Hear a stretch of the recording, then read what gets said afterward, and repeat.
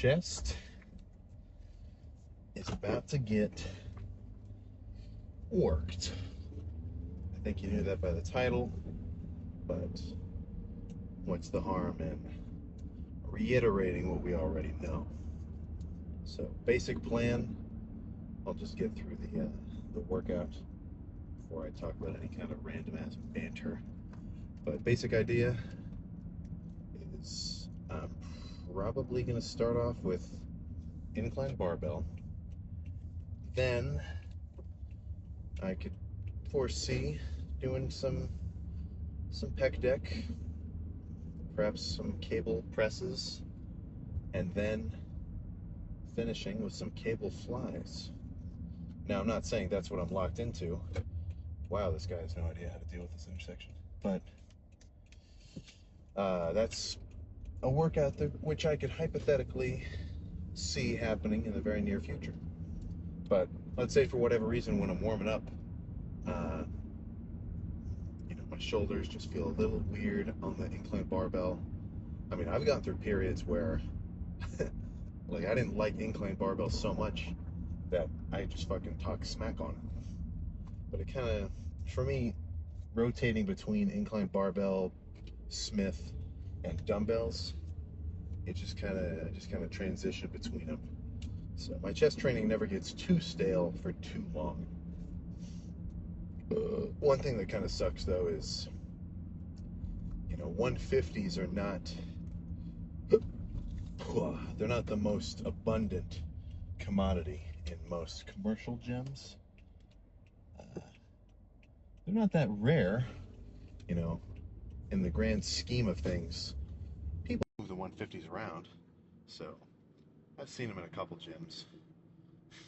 The Metro, they've got one, I think they've got 190s, but it kind of, I don't know. I don't like the benches that are in the heavy weight room there. I wish they had slightly different benches, but enough of that. So sometimes I like to an incline Smith, sometimes I like incline barbell, some other times I like incline dumbbell. They're all slightly different. I can probably get a better contraction at the top when I'm doing dumbbells, right? Because unlike a barbell, where the top position is pretty much where you're resting, with the dumbbells, even though you get to the top and you've got your arms fully extended, right, the weights are still slightly wider than your shoulders. So even when you're up here at the top, you're still fucking flexing your pecs. And then Smith, you don't have to worry so much about stabilizing the weight. So you can actually, probably push out some more partials, which you may not have been able to get with barbell or dumbbell, just because, you might give out and have to either re-rack it, or if you have the dumbbells, throw them down. So, and then same thing, but probably to an even greater extent, if you do like an incline press, like an incline hammer strength chest press, same deal. You'll be able to get some partials out, which you wouldn't with free weights. But then you could look at it from the other angle. Oh, well, when you're doing your free weights, you're working those stabilizer muscles, right? So it's just a back and forth of like argumentative jargon on like which method is the best. You've all heard people talking smack on incline barbell being like not optimal or whatever. I mean, you could say that about anything, right? For me, and as far as I'm concerned, starting a chest day with any incline pressing movement is going to be good, right? So just do whichever one happens to feel good at the time, or whichever one you think you're going to be pretty strong on. I wouldn't want to start off with, so let me explain this.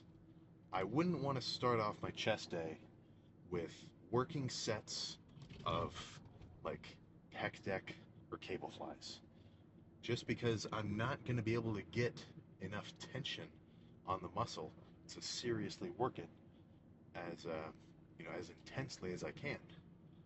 Right? The amount of tension on my fucking pecs when I've got three and a half, occasionally 4 plates on a bench, it's so much more than with just a pec deck, even with the whole stack.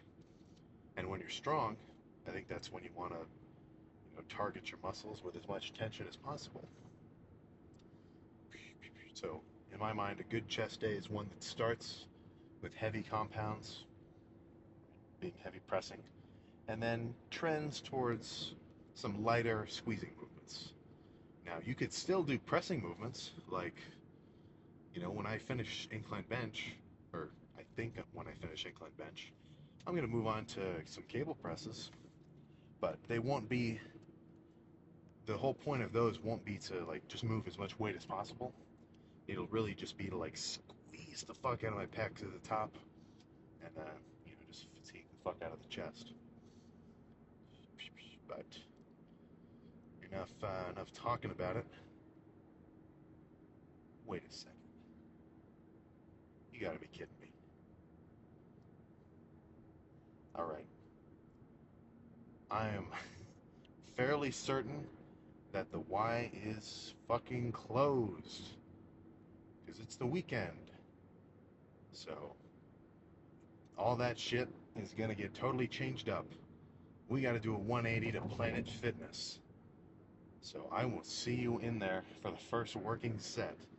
Whoops.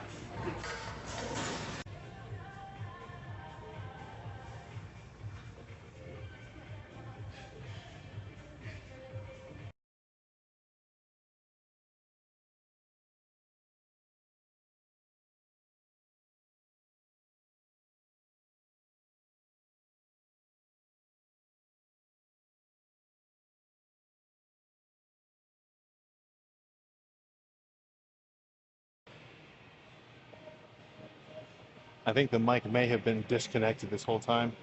So if it was, that was some fucking hard sets of incline Smith, which is basically what I said I was going to do. Even though I was going to go to the Y, I was going to do incline barbell. So a little bit of a lengthy setup here, but feels pretty good. All right, premises, cable on either end, all the way at the lowest setting, and then put a bench in the middle. So I'm doing not only just a cable press, it also converges. So, I mean, you'll see it, but the squeeze is just unparalleled. You get the idea.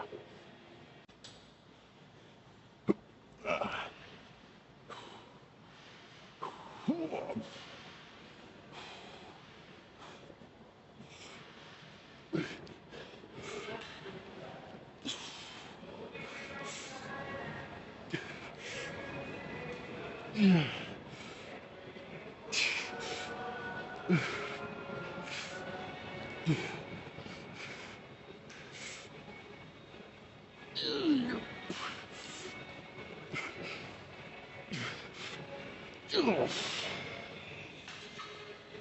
my goodness.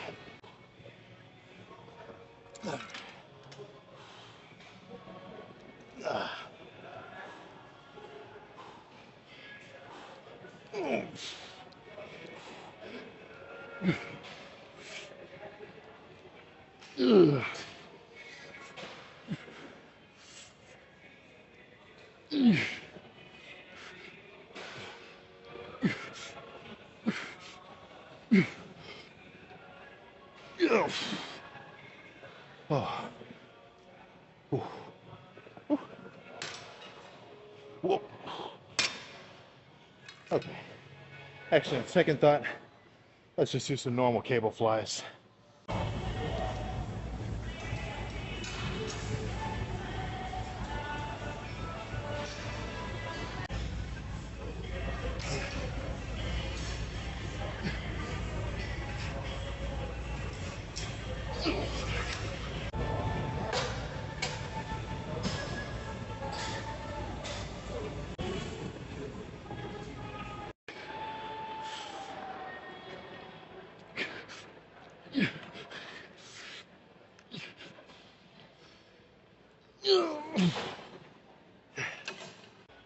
This chest day has been fucking beyond solid. I think I had a little bit of technical issues with the mic, so some of the clips I may have to cut out some commentary. I think I must have got sand in the port or something, but I'm gonna go back and do one more set of cable flies, and then we're done. We can check the pump. Do a little bit of a drop set for this last one. All right.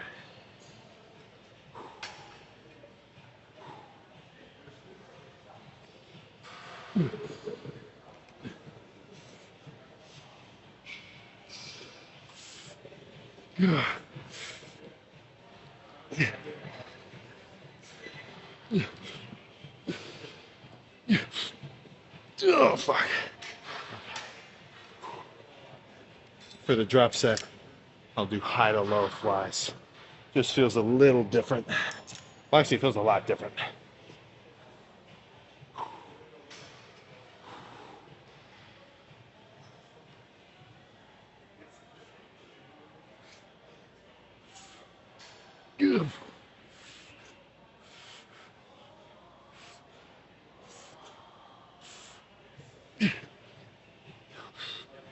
Okay. All right. Let's go check the pump. We're done. Oh, almost forgot to turn on the exposure. Okay, so no one's actually using the fucking locker room, so I don't care recording in here. Obviously, if there's a fucking half-naked dude next to me, maybe I'd chill out and go out in the open. But enough of that. I'm kind of excited to fucking see what this pump holds. It's fun really covering up, because then you get no idea what's underneath until you see it. So this is going to be hard to get back on since it's so fucking wet. Ugh. Yeah. Oh.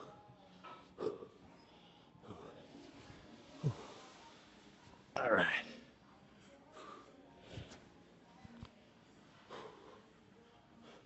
Oh yeah, we're working with something. I'm a little sunburnt. Went to the lake today.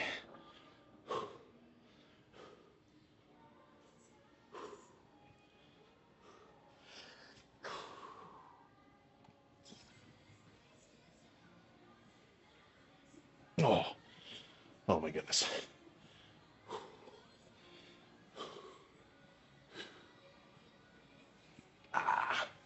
That's a decently freaky, most muscular. Whew. Dude, just fucking, just sitting here, they're like poking out way more than normal. And with a chest pump, you know, I kind of get just a whole fucking front torso pump. Because my front delts get some work from all the incline shit. The nature of doing flies, right? Obviously, it's putting tension on your biceps.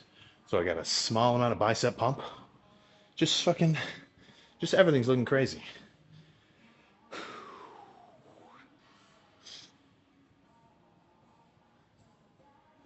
Oh my God. Okay, one more and then we're out of here.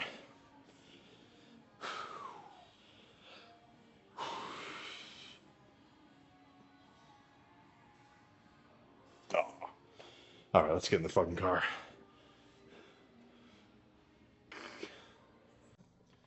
There we go.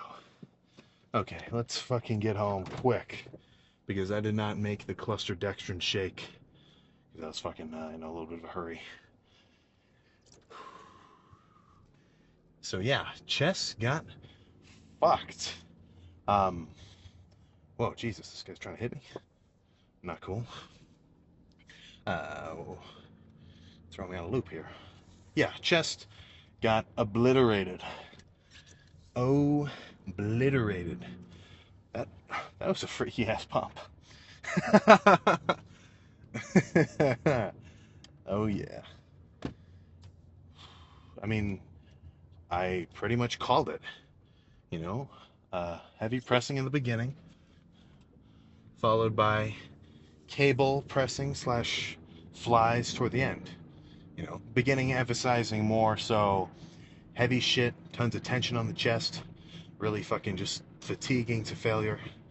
And then the end, you know, obviously those sets of pec decks and cable flies, like they were hard sets, they were burning, but they weren't doing so much damage to my pecs as those heavy pressing movements. Those movements were more so to fill my fucking chest with blood, you know, burn out, really finish off the pump. Which, you know, in a bodybuilding context, I think that's the fucking way to do it. You know, sometimes there's caveats, like the way I train shoulders, I don't really do anything heavy. I haven't done like shoulder press. Actually, I did do it slightly recently. But no, like I haven't had shoulder pressing in the routine for years. I haven't done an overhead or like a seated dumbbell shoulder press for like probably, I think 3 years, maybe 2. Close enough. And I used to do like the fucking 110s, but you know, there's just no need because, well, for one thing, my front delts are already kind of developed enough. My shoulders are already developed enough, but what was I about to say? Yeah, like with shoulders, you know, I don't start off with like sets as heavy as fucking possible. You know, on side delts, I never really go higher than 50 pounds for the side laterals. There's just no need. And same with rear delts, right? Really, I'm just trying to pump them up. So at least for me, they don't really require that much intense work. But that's probably just because I feel like they're big enough. If I didn't think they were growing enough, or if they were, you know, slacking behind, I would want to fucking hit them as hard as possible. Because honestly, I mean, that's pretty much your goal every time you go to the gym. I'm sure we all know this. You don't build muscle in the gym, right? You're just fucking trying to tear it down as much as possible and then rebuild it later. Now, you know, how you go about that, like what's the absolute perfect way to stimulate muscle growth in one workout? Hey man, if I had the answer, I would tell you, right? There's probably not a specific way, because for one thing, everybody's going to respond to training differently. But, you know, I would say it's probably within the range of maybe 7, 8 to 12 sets per body part. And as long as those sets are hard, you know, you can tell you're tiring out the muscle, you're approaching failure for the most part, and you end the lift with a pump. Then in terms of the training, guess what, man? You fucking executed it perfectly. Or at least as good as you can hope for. Then, obviously, if you want to gain weight, you know, you eat a fucking normal amount of protein, gram-ish per pound of body weight, and then as much other food and, you know, fats and carbs as you need to gain it. So if you're fucking walking around at 160, you can't gain weight, you know, you're telling people, oh, I've tried everything, I just can't, I'm a hard gainer. Really what you're saying is you're a hard eater. Whether or not that makes sense in that name, I'll explain it in a second. You know, I'm not inclined to believe there's like necessarily a hard gainer per se. right? Everybody's muscles are, for the most part, the fucking same. You know, I guess there's fucking, at the most obviously abrupt end, there's people with like, you know, muscular dystrophy, so that's a little bit different. But assuming you don't have any specific condition, guess what? You can build as much muscle as the fucking next guy. For the most part. Obviously, there's genetic phenoms, whatever, but don't worry about that, right? Your fucking muscle fibers and your capability of becoming a hardcore lifter, it's the same as the dude who's already done it. It may seem a little bit daunting.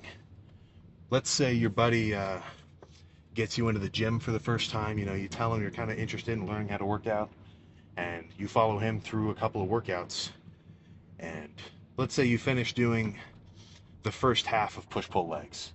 So, you know, new lifter, you go with your buddy, he takes you through a whole chest and tri day, whole back and bi day, and a whole leg workout. And after those 3 days, you know, assuming you actually did all three, you sit down and you go, holy fuck, oh, everything hurts. I can't do this. Why is this so hard? You know, perfectly valid response. You know, as a new dude, that shit is hard. It's hard to get used to. Well, the process of getting used to training may seem a little bit less enjoyable in the beginning. But, you know, if you fucking take a dude who's never lifted before and you get him into the gym consistently for, you know, a month, 2 months, that initial, you know, maybe week of like serious soreness just from the fact that, you know, weight training is a completely new stimulus for him and he's never actually done a workout. After that fucking week or so, you're fucking used to it. And you can just keep going harder and harder and harder, assuming you know, eat your food and rest properly. Obviously, if you don't get enough sleep and you don't eat enough, then you're just gonna, like, by way of thermodynamics, burn out. But assuming you actually rest enough and you recover enough, right, you can just fucking, you can train hard. I totally lost my train of thought just now. What the fuck was I just talking about? Whatever. Basic idea. Don't limit yourself if you see somebody bigger than you.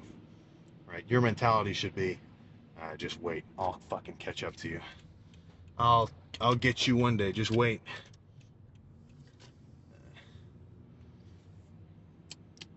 Yeah, holy crap, dude. I just got like a wave of brain fog. But enough of that. I think there was a little bit of perhaps motivational speech in there. You know, whatever. Main points for me. Chest got destroyed. I got back tomorrow. And I'm going to go make my cluster dextrin shake. Probably get some kind of takeout food in a little bit. Maybe some Cane's. I'm a goddamn Cane's addict at the moment. And cardio in the morning. You know, whether or not you want to do it, that is up to you. That is freaking up to you. But that's it. I'll see you guys next time.